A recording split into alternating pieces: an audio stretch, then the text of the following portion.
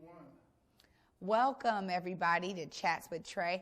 I'm your host, Trae Holiday, and I'm going to tell you right now, my chats are fun and filled with community, and so it makes me so delighted to bring on this young brother from the community, Mr. East Williams of Quarterz, the clothing brand. Thank you so much for joining us today, East. Man, thank you for having me. Absolutely, man. I'm just glad we're able to get this done. You know what I'm saying? It's all good. You know, well, I'll tell you right now. I was at my parents' house and, you know, sitting there chopping it up with my brother, and he's just going through his wardrobe. He's just going through his closet like, oh, man, I need to get rid of stuff.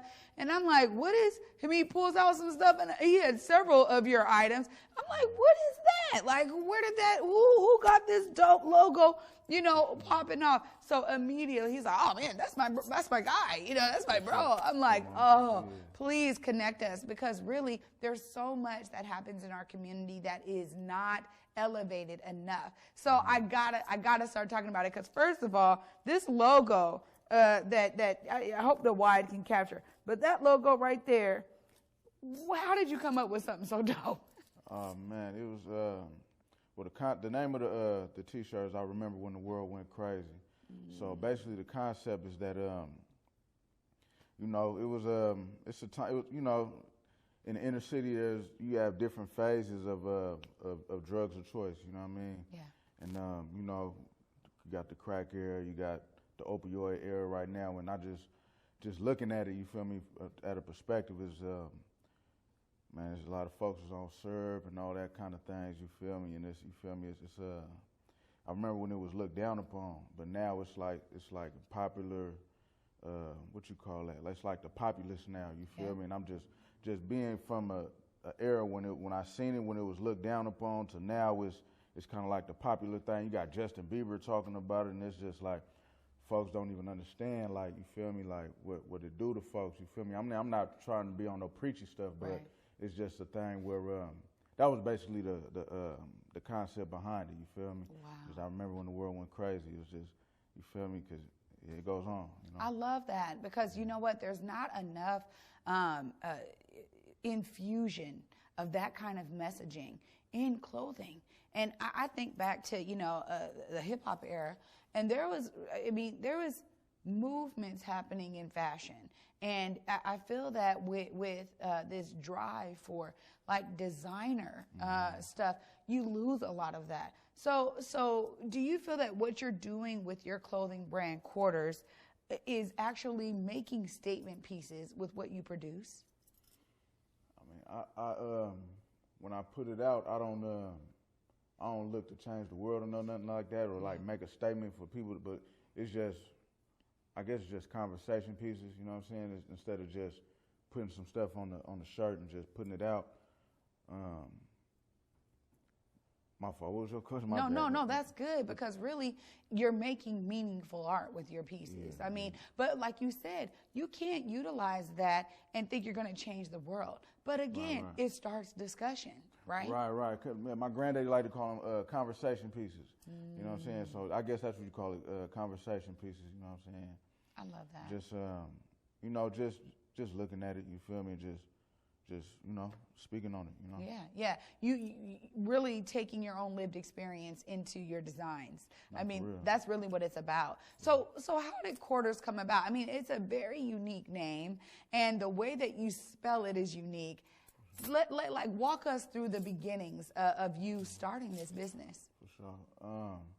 Okay, Quarterz, man. First of all, the beginning. I first wanted to come out with T-shirts. I went to school at Clark Atlanta University, and you know, when you go to break and you come back, everybody come back with like their neighborhood T-shirt.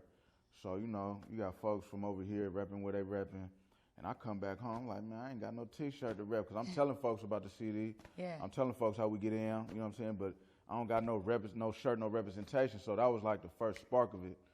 But when I actually started doing it, when I turned 27. I just was thinking about, man, what would be my stamp, you feel me? So I just thought about it, just like what's the essence of me, you feel me? I grew up on 25th and Dearborn, you feel me? So 25 Quarterz, you know what I'm saying? And you know what I mean? And then from that, I took the QTRS, the acronym. Like, let's fuse all that. Let's make a positive change. You feel me? So, quiet trappers revolutionizing self. The quintessence taking real steps. You know what I'm saying? Just fusing all of that. So that's kind of like where it started. You feel me? Wow, you put some deep thought into this, brother. Yeah. I mean, where does your inspiration come from when, you just talked about your childhood, obviously being born and raised in the CD. I mean, I talk about this on a daily because there's something unique and special about what we grew up in, and really having Black excellence all around us. A lot of displacement happening right now. But for you being at Clark, Atlanta, and then being able to come home, so how was it for you when you launched Quarterz and you're like, look, I'm going to have that T-shirt for folks to go back home with? For sure. What was it like? What's it like? Man, it's a beautiful thing. It's a pure blessing because, man, before I even started this thing, man, I thought about it so much. You know what I'm saying? I thought about it so much, and I knew it was something that I wanted to do and that I had a vision for. And I always wanted to do it, so when I actually was able to do it, it was like, you feel me? It was like patience. It was like my patience meeting with what I wanted to do, and it was just a blessing, for real. Yeah. You know what I mean? It's just a blessing, everything coming to fruition. Yeah, absolutely. And, running a business right now, I mean, we know how much small businesses are really hit right now with COVID. It has changed a lot of things in terms of how people are buying items, foot traffic for certain businesses. How are you, continuing on during this time of COVID? For sure. Man, shout out to Clark, Atlanta again. They got a saying down there, find a way or make one. You know what I'm saying? So, Corona it's affecting a lot, you know what I'm saying, especially with manufacturing and things of that nature. But man, how it's affecting it just makes me think more of my steps, you know what I'm saying, and understanding like my consumer, like how they spending money, you know what I'm saying, and things of that nature, you know what I'm saying. Yeah. What are some of the innovative ways that you're still reaching your customer audience? Man, I gotta think of more ways. Right now I do it. It feels like I do it like everybody else. I just really post it online and try to get a folks to try to put. What I want to do is make it like I want to step up my visual game as far as like giving people looks and like telling more of a story about like things behind it. Like even with that shirt, I may put the title being "I Remember When the World Went Crazy." But that's just a title. I'm thinking about doing things where I'm telling why I called it "I Remember When the World Went Crazy." Yeah. But as far as being innovative, as far as how I'm pushing it, I don't even think I'm super duper innovative with that side yet. You feel me? I'm still learning. You feel me? As far as how to push it and get it to people. You know what I'm saying? Yeah. So much of it right now is about the digital space. Yeah. You know what I mean? So I'm sure that with you having a network like you do, right? Like you said, tied into the community, seriously tapped in. For sure. How is that kind of community resilience, being from the CD and having those ties to, multiple people, maybe lots of folks that are your consumer base? How is that in terms of still reaching them, right? Maybe you could just post something online and people are already following you so they know, man, what's up, bro? I'm about to pull up and cop that shirt. How is that really working for you? Because you already have those relationships. Man, it's a beautiful thing, like whether folks know it or not, like people like you, people like Marlon, like y'all really be, y'all be blowing me up because it starts from like one person and then it goes for another person. It just keeps growing. Like a lot of people, like I don't know, they mess with it because they see it on y'all, and then they just come and mess with it. So it's really the people, it's really y'all. You feel me? Y'all do it for me. You know what I mean? Well, I go back to this all the time. Collectivism is key. When you talk about, the reason why for us at Converge it's so important to use these platforms to showcase some of the things that are really happening in our community and how people are being resilient, finding ways of making business happen, making money within our community. It's so important that we uplift a lot of that. And, I think that there's always, when you have a brand, you start something, a business, you always want to find ways to expand. But when you can connect with your original community members, I think that there's something special about that. You just kind of said so too, that it's really about those relationships and being able to build in such an organic way. That when somebody be like, oh man, that's just like what I saw with Marlon. I'm like, whose is that? It's stuff like that. And it's also reaching back in and saying, look, I want to do what I can to promote that. And I think more and more people are doing that. You know what I mean?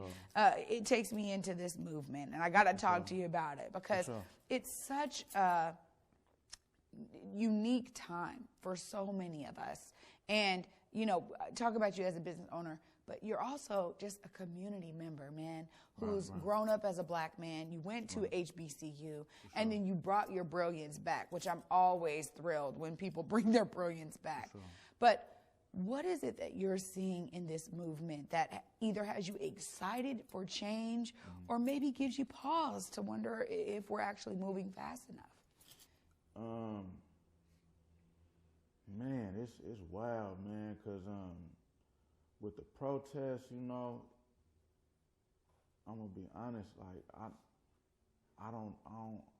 it's heavy because I'm gonna just be honest. I ain't never seen this many white people out here talking about Black Lives Matter, which I don't know if it's because some of it's gonna be marketing, right? But a lot of it, I think is folks just not even knowing.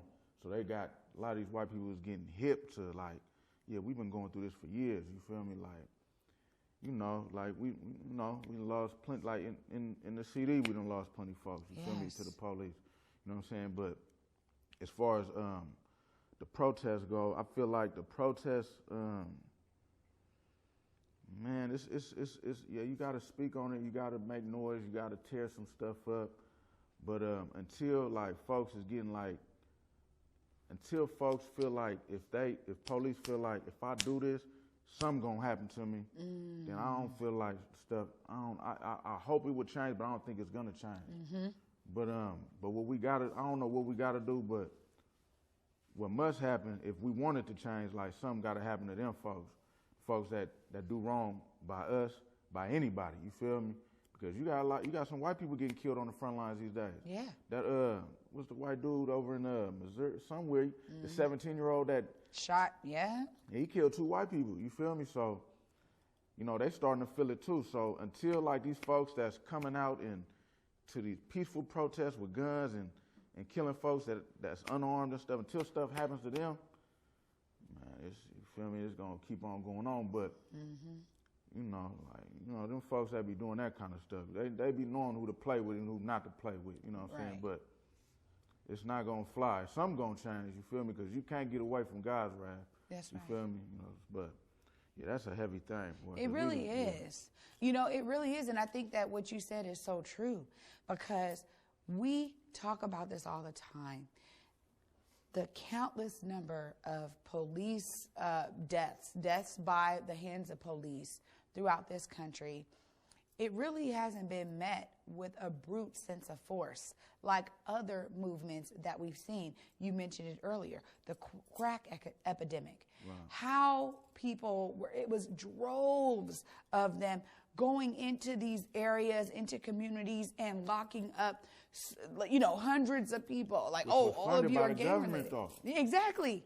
It was brought in by the government. We know, oh my gosh, we know about the agents that were infiltrating the Black Panther Party, bringing crack into communities of color. We know that so much of this was an orchestrated force. Man, that's a cold thing. I remember coming home from Clark and Union was cracking. Union was cracking. Then they put that police station right there on 23rd. And now look at Union. Now look at East Union Street now. It's the cold, what they call it, a bait and switch. Yeah. They really just, they let the stuff go on, and then we're going to put the police right, and then we're going to clean all it. We're going to, not clean, but they're going to come through and lock everybody up and disenfranchise folks, and now look, this is what we're doing now. Like, it's a cold game they playing, and I feel like us as a people, we gotta tap into our history. That way we could be able to see what's on the way to come. And we just really been bamboozled by the whole situation. But we gotta communicate. We gotta share notes. We gotta all that extra stuff, man. Like that we can't be divided no more. That's right. That's right. We gotta unify. We gotta unify. We gotta share notes. We gotta have a dialogue. That's what we must do if we plan on surviving. You know what I mean? If we plan on surviving collectively. Now, if you a person that don't care about the community and you just want to move to Woodenberry, you know what I mean? Then this conversation ain't for you. But us that's rooted, we got to come together. You feel me? Whether you from the city, the south, the west, the north, wherever you from, if you, yeah. We got to come together. Well, you're speaking the truth, and there's literally organizations that are out there saying the exact same thing, man. I know that Coach Dom over at, Creative Passageway, same thing, where it's about us coming together, man. So thank you. We're going to pick this conversation up because this is getting great, man. You're amazing. You guys are watching Chats with Trae, and I am excited because I'm sitting down with East Williams of Quarterz Clothing Company. Y'all, stay tuned. We'll be right back.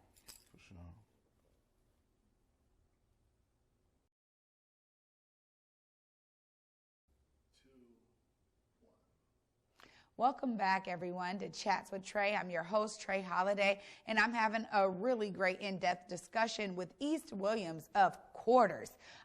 East, honestly, I got to show folks the back of this shirt because that's where some of the magic is happening. DQ's going to make sure we capture this. But look at that, y'all. And is that technically your logo? Yeah, that's mine. Yeah, trademark and everything, for sure.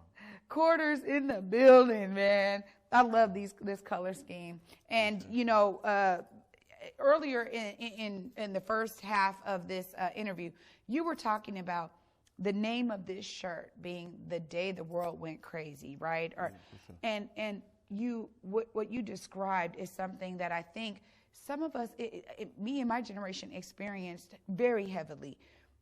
There was a swell of young people taking like ecstasy and stuff when I was graduating high school, right? It was like, that was the big thing that was going on. And I remember it being like, I was good off that. Like, I never took it. I was always afraid of being addicted to something that was super heavy. So for me, I just didn't deal with all that kind of stuff.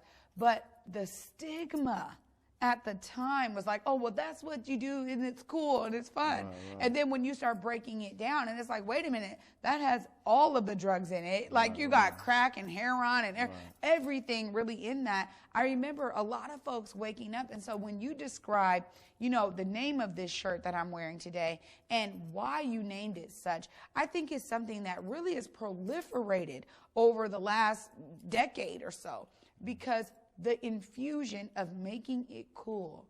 And this is why we see an opioid epidemic right now. Yeah, for sure. And listen, folks that do what they do, I ain't got nothing to, like, folks gonna do what they do, but that's right. I'm not trying to preach to anybody about what they do or anything like that, because if I sat up and said that I didn't do certain things, I'd be lying, you feel me? Because I done participated in some things, but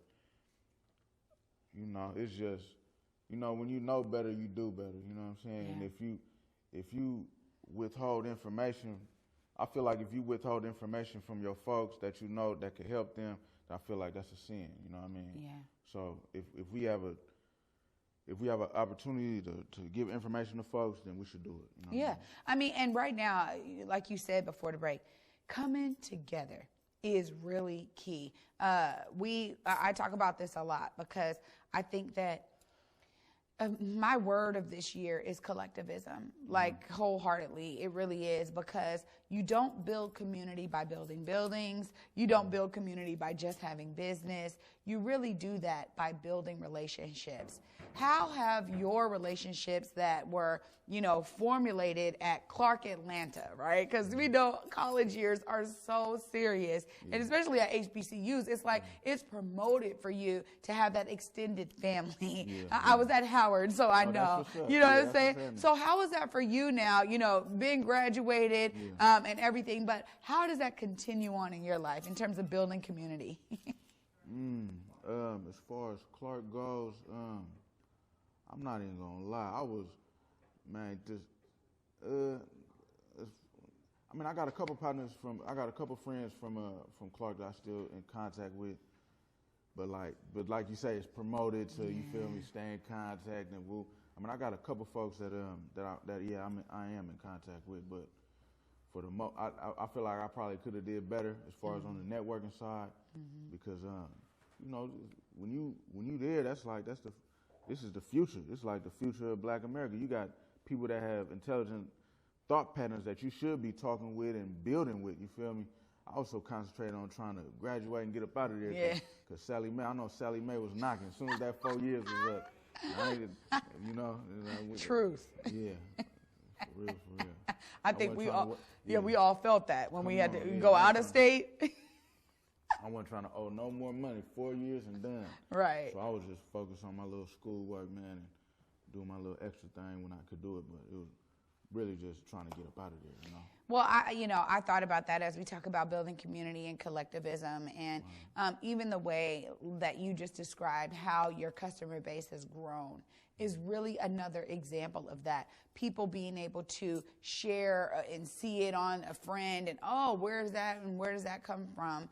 And so I'm excited because I heard you before we even started. You said you're coming out with something new. Tell the folks about some of the newer designs that are going to be coming out of Quarterz. For sure. The new stuff I'm working on. Matter of fact, when I leave here, I'm gonna be working on some designs. I'm working on some coats, like some varsity jackets. I got some other puffer jackets that I got designed. It's all about finding like the right manufacturer. Yeah. I want to come out with some sweatpants, but I just gotta fine tune everything to make sure the measurements is correct, make sure that the right colors the Pantones is correct. So as far as what's coming next, I am gonna drop some hoodies with some hats to match, things of that nature. But just stuff for the winter: jackets, sweatpants, track suits, hats. You feel me? Even I want some jumpsuits. I'm gonna come through with some jumpsuits. I got it designed up, but I just gotta find like the right manufacturer that could bring it to life. You know what I'm saying? The right way. You know what I mean? Yeah, and I'm thankful that you're going here with it, because so much of business is all about the intricacies you're talking about. I think that it's important to note how much work is put into the designs, the manufacturing, the color correction. Right. You're so right in that regard. And I know some of my past jobs have really been intricate in that way. When I was at Zulily working with vendors and trying to make sure that we're just producing their photo shoots correctly, right? Because there's certain things that they want to be shown, and it gets very specific down to the nitty gritty. How has it been for you, being right here from the CD, launching this business and finding the right partners that can really assist in making sure that your manufacturing is right and things like that? Has it been a lot of trial and error for you? I ain't gonna lie, it's been hard. You know what I'm saying? It's been hard, but I just, sometimes sleepless nights, you know what I'm saying? Sometimes, you might get bopped, you feel me? There's some folks in Pakistan owe me some money right now, you know what I'm saying? So it's, it's trial and error, you know what I'm saying? It's hard, but, through it all, you figure it out, you feel me? You just understand, like, this is the rhythm of the business. You know what I'm saying? When dealing with manufacturers, they're going to be talking good until they get your money.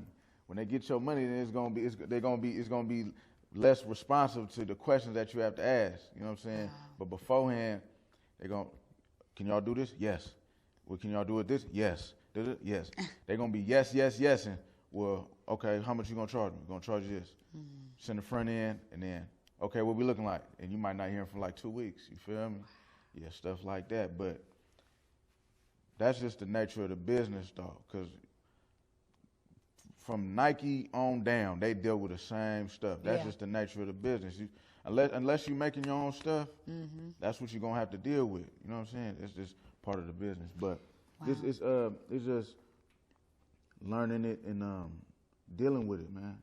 Just like you got to deal with everything in life. You feel me? Conflict is inevitable. It's how you deal with it. You know? And it's really case by case. I know. We just got some shirts printed. We did a collaboration with the Mediums Collective. Dope. So we have our new Pay the Fee shirts, right? And the design is amazing. But it was seamless for us because we went through someone who had been through all that you just described. So they ironed it out. We didn't have to deal with any. You know what I mean? Because again, I think that you're right in terms of making sure that you have the right people that you're working with, you know? So for you, from one design to another, do you have to, do you sometimes work with the same kind of manufacturer once you get a good one, or do you feel that you're doing a lot of shopping around? Right now, I keep a few, you know what I'm saying? Because one thing with these manufacturers, when they feel like you dependent on them, they start getting, they get tricky. They start acting funny because they know, like, this guy is only dependent on me. So, like my granddaddy be saying, you don't want to put all your eggs in one basket. You know what I'm saying? So, it's I deal with different folks. I've been fortunate enough to deal with certain folks that I know are good at this. So I'm gonna go through them to do some shorts. I'm gonna deal with these folks to do some tracksuits. With jackets, I'm gonna deal with these people. I'm still searching though. You know what I'm saying, for different people that specialize in certain things so that they could bring the vision to forth. You know what I mean? Yeah. And that's also part of it too. I know that on content creation side, right? Because that's what I do. Right. So for me, I'm listening to everything you're talking about, and I'm like, man, there's so many similarities there when it comes to content creation. You know, there's all of these moving parts, and you got to make sure you have the right person in kind of in each position.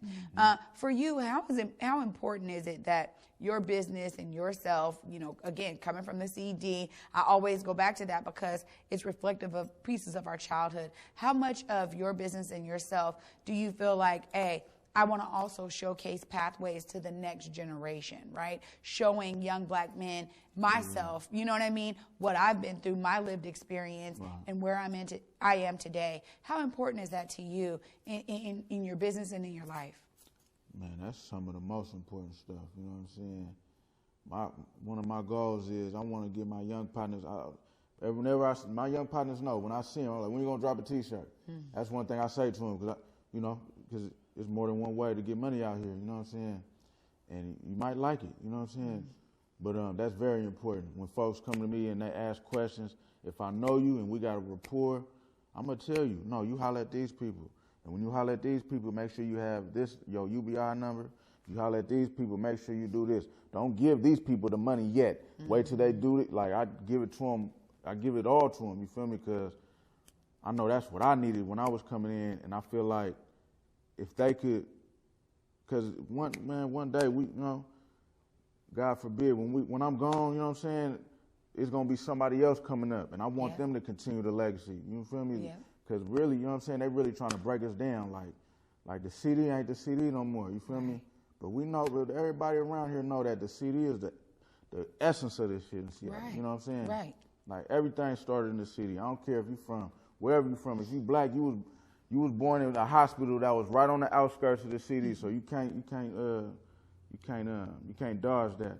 But they trying to break us down, the strongest part of the town.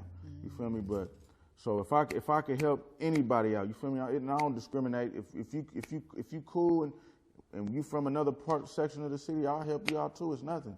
You feel me? Because it's all about building each other up. Because I might need them one day. You know what I'm saying? Yeah. For real, for real. Yeah, we talk about it a lot here, when even in organizing, bringing up the next generation, the young organizers, because I think about so many movements have really been started by young people and carried on by young people, right? Yeah. So it's important that we also think about our businesses as legacy businesses, right? They shouldn't die with you, right? They should live on. And ultimately, yeah, well, it's also planting the seeds for that next generation. I just knew it. We didn't even talk about that, but I had to ask you because I know so much of the essence of like who we are from the CD, whether it's CD South End, whatever, just this black collectivism that already was in Seattle. And now we're bringing back, because you're right, in terms of how they try to break us down with gentrification, moving out,